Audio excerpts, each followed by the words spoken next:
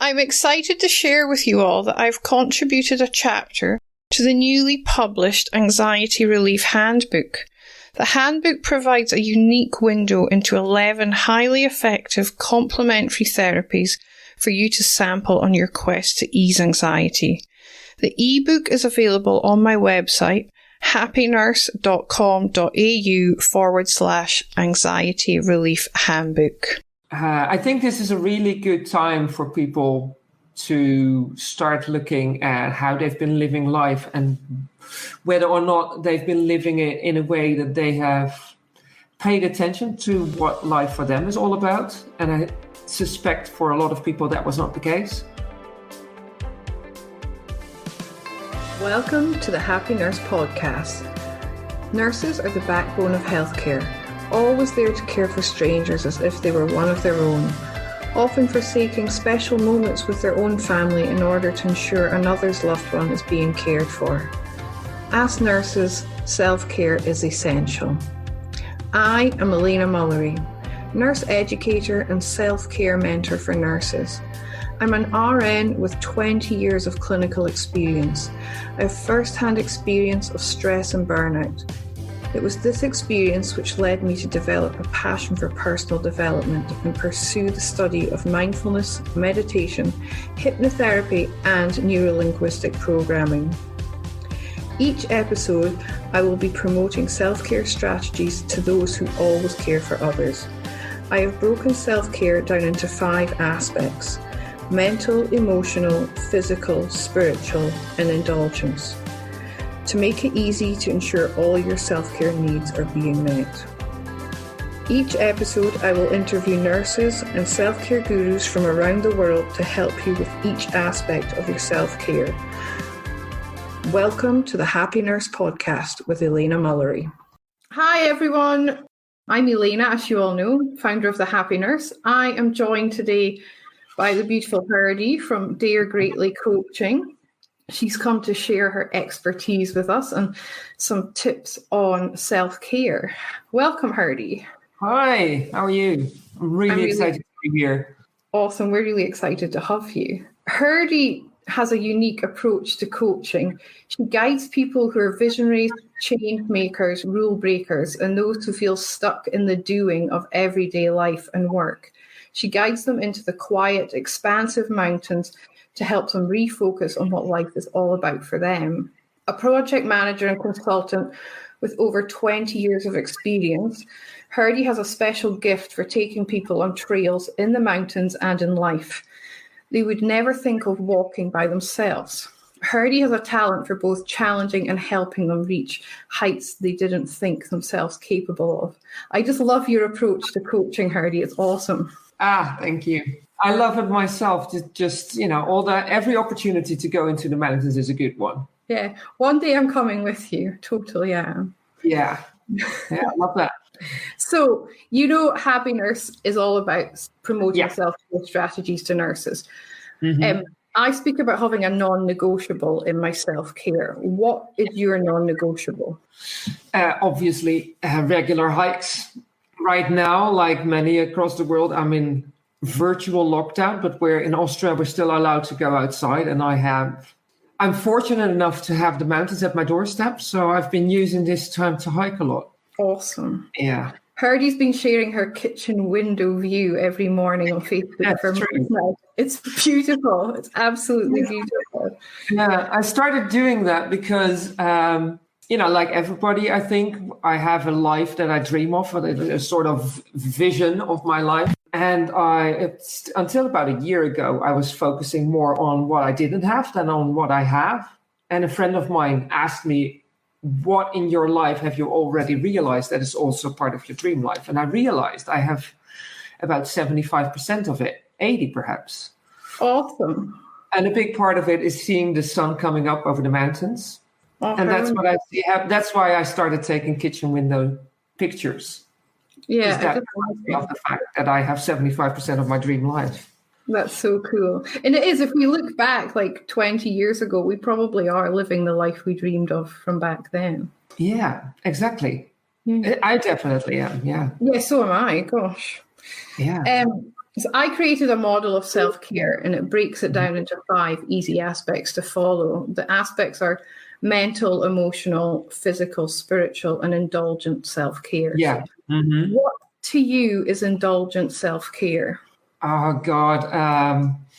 Anything from ice cream to, hiking, as much as I'm doing now, really is also indulgent. And, reading a good book, watching a good movie, those things are, for me, all part of being really indulgent and and doing good self-care.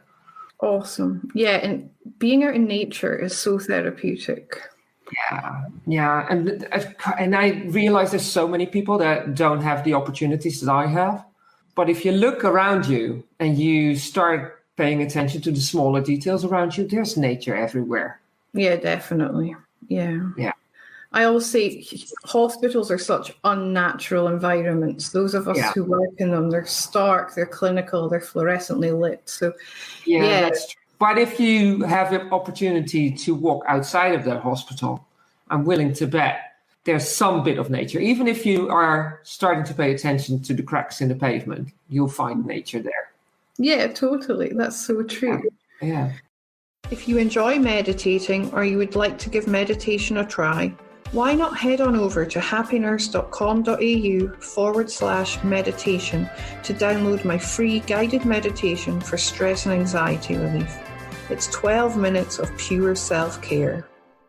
I speak about as well always being the best version of yourself, or striving to be the best version of yourself. Mm-hmm. Who or what inspires you to be the best version of yourself?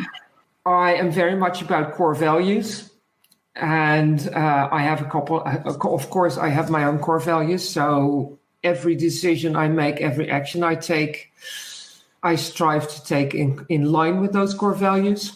And in doing so, I hope to be an example, especially for the younger ones in my family, my nephews and my nieces, but also to other people around me.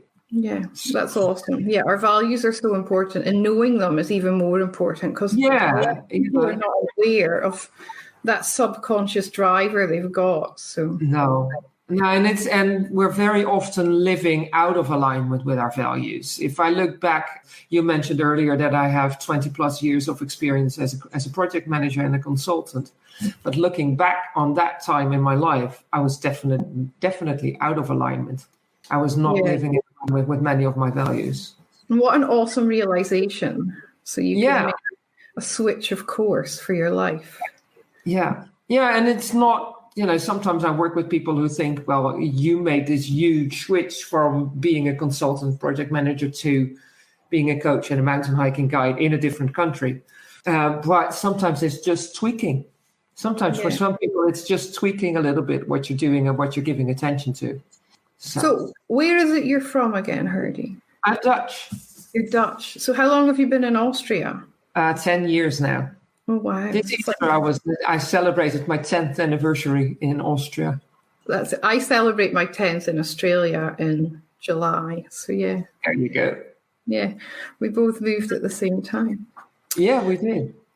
What expertise have you got that you'd like to share with any nurses, healthcare workers out there at the moment that are feeling the pressure of the current situation? Yeah. Well, first of all, I'd like to say I'm in awe of what all those healthcare workers are doing, because this is incredibly hard, I imagine, on people to be working as much as they're working right now, and with Corona and the intensity of the the illness that is caused by the virus.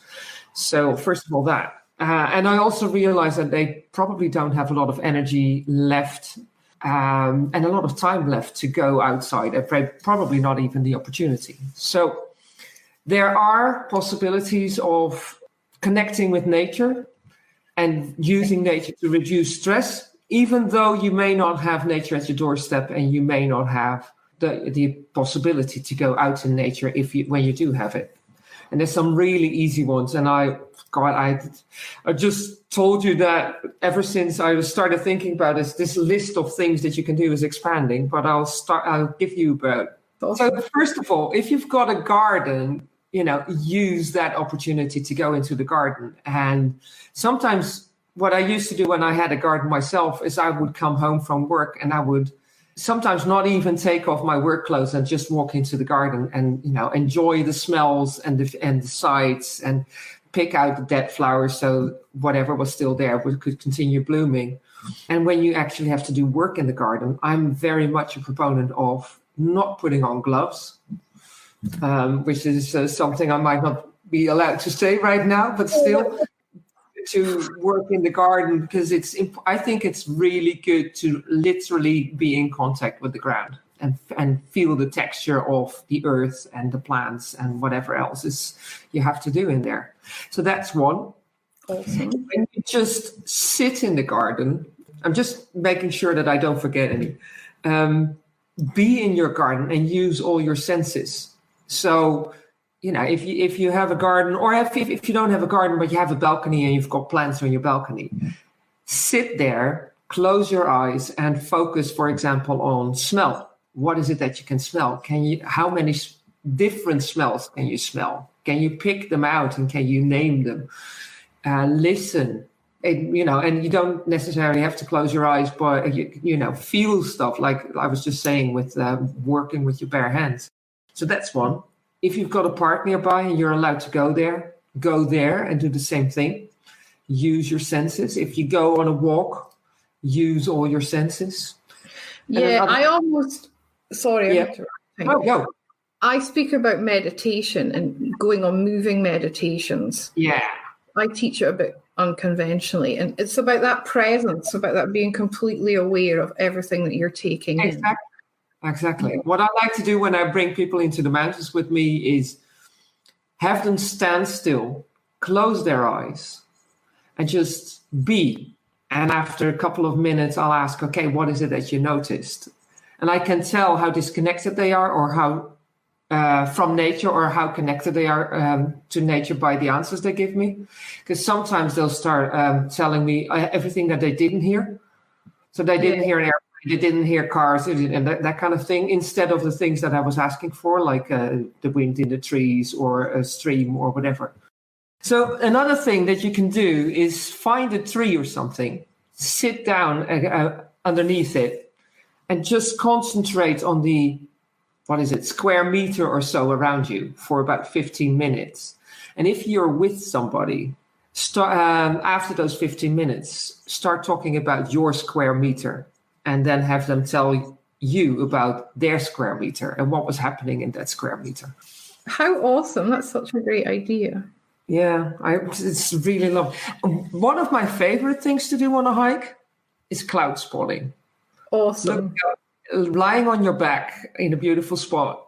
And if you can't be outside, but you've got a window and you can see the sky from the window, use that window as a sort of nature viewer and look up at the sky and see what clouds shapes you can see. I just saw the other day the Enterprise. I'm a big Star Trek fan. I saw the Enterprise in the sky, and I remember driving somewhere with a friend of mine, and I was like, "Oh, a rabbit!" And she almost drove up the road. It's fun. After I read your thing about the cloud spotting, we were driving down the freeway the other day, and I had the kids in the car, and I went, "Guys," and they're like, "What?" And I said, "Look at the dinosaur." And my little boy's like, "Where? In the clouds." There's a great TED Talk. It's called Cloudy with a Chance of Joy. Oh, how awesome. There's a great TED Talk by a guy who founded the Cloud Appreciation Society. He also created an app, the Cloud Appreciation app. And in that app, they teach you about the different kinds of clouds and why these clouds occur in the sky, and you start looking for it. It's fun. I used to do it quite a bit. It's really fun, and it's interesting too. And some clouds you can probably get down in Perth. Where's Perth? Is Perth on the coast? Yes, west. Yeah, on the coast, west. Yeah, so on the coast you get different kinds of clouds than I get in the mountains. So you might be able to see clouds that I never get to see because I'm way away from the coastline, and the other way around. So it's really fun. I'll put that in the comments afterwards, guys. Yeah. Then there's listen to sounds of nature. If you go to YouTube, for example, or what's that called? SoundCloud. There's lots of recordings just of nature. And I personally am not a big fan of nature with music, but that's just my thing. A great channel is the channel by Johnny Lawson. He records 8 hour long recordings of just forests with birds and whatever. I love those recordings. Oh, beautiful. Yeah. And the last one, I didn't. Well, nature documentaries, obviously. If you've got the Disney Channel, for example, there's National Geographic they have on there. So there's a National Geographic, if you're lucky enough to be able to get a subscription to that. National Geographic, lots of nature documentaries, and YouTube again. Yeah. I recently watched The Elephant Queen. Now, I'm a big elephant fan. But The Elephant Queen has this whole story of other animals in it that are influenced by the fact that they live in a space where there's a herd of elephants. So there's this whole secondary storyline. I think it's on Apple TV. And then virtually explore nature is another one that you can do if you're, sort of confined to the house, if you can only move between the place where you live and the hospital. There's lots of American national parks that now virtually stream tours through the parks. On Google Earth, you can also find national parks that have where they stream what you can see in those national parks. You can't actually visit them, but you can visit them virtually. I think there's some in the UK doing the same thing. They've been popping up. Yeah, I think the BBC has some channels as well where they stream some stuff. So if you start looking for it, there's lots of places where you can find things. And I think the final one that I gave you, which is, for a book nerd like me, read a book where nature plays a main part, where nature is a main character. I just reread the Jungle Books, and the Jungle Books is much more than just the Mowgli stories. Yeah. So Jungle Book is a good one. The Secret Garden is a good one. I loved Robinson Crusoe. Crusoe, how do you say that? Yeah, Robinson Crusoe, yeah. Yeah, and what was another one? Oh, Call of the Wild and White Fang, for example. Those are great books where nature plays a huge part. And I like to sort of lose myself in a good book. Yeah, I speak about that as being part of my indulgent self-care, is curling up with a book for a couple of hours and just losing myself. And what I find, and what others may have as well, when my mind is really worrying, and I can't really get it to quiet down, then actually sitting down with a paper book or with an e-reader is hard for me. But what I can still do is listen to a book. Mm-hmm. So Audible, for example, is a great resource. And Audible is right now offering a lot of free classics, like Jungle Books, like White Fang, like Call of the Wild. You can listen to them for free now. They stream them on their website. I'll send you a link later on. Awesome, thank you. Yeah, that would be great. So I think those were the 9 I told you about. Yeah, that was the 9 you said. Yeah. They're very awesome. I love them. And going back to the trees, I'm a huge hugger, and not being able to hug people at the moment is killing me. I'm nearly hugging the tree. Yeah, I get you. Yeah. And every now and again I hug a tree, and the nice thing about trees is they smell nice. Yeah. So every now and again I'm like, it's a good thing that people don't see this weird Dutch lady moving through the mountains and hugging a tree. No, you got to love it. Tree hugging. Yeah. Yeah, and as I said earlier, I mean, the hospitals we work in, especially, I work in operating theatres. There's no daylight in there. It's all fluorescently lit and it's dark walls. Yeah, and it's so important to get some vitamin D. I'm not sure. I'm not even sure that you can get it from a pill. I think you have to get it from the sunlight, don't you? Yeah, I believe you've got to go in the sunlight. Yeah. Yeah. So it's naughty, and if and this, especially when you're an outdoor person, it's really hard, I imagine, to be stuck inside so much. Yes, definitely. I remember when I used to work back in Scotland in the winter, because I'm from the north. Yeah. I would go to work in the dark and I would come home from work in the dark. Yeah. Oh, I remember. Yeah, it used to be really tough. Yeah. It's different in the summer. But yeah, on my days off, I would want to be outside in nature somewhere just so that I could reconnect. When I was working in the Netherlands, I had the same thing. You start early and you work until late. It's just as if nothing's happening outside of, you sleep, you work, you sleep. Yeah. It's not the best. No. And this time makes me realize how fortunate I am to first of all have been able to make the choice to move to Austria and to do the things that I do. Because in the wintertime I spend a lot of my time working as a ski instructor. So I'm basically outside all the time. Oh, how beautiful. That's awesome. Living your passion. Yeah. It's the best. Sometimes people ask me, are you, especially around this time because I bring people into the mountains with me, and that's not possible at the moment. So my income has dried up a bit. Sometimes people say, well, you can always go back to being a project manager or to being a consultant. And I'm like, no, I don't want to. It's not in line with my values. I'm not doing it. No, nature is a really big part of it for me. Yeah, that's awesome. How amazing that you discovered that and you're happy in your work. I think, if you can be happy at work, then you're nailing life. Yeah. I think this is a really good time for people to start looking at how they've been living life and whether or not they've been living it in a way that they have paid attention to what life for them is all about. And I suspect for a lot of people that was not the case. So just starting by looking at what is abundant in my life right now, even though we're in this crisis, is a really good place to start. And what do I want to continue after we've gone through this thing and things are returning back to normal? Or what do I want to do different from the way I was doing it? This is not just a crisis. This is also an opportunity, in my opinion. Yeah, I'm with you completely. And I think if you can focus on that gratitude as well, always come back. There's always something to be grateful for. Yeah, and for me, the reminder is the kitchen windows that you talked about, the kitchen window series.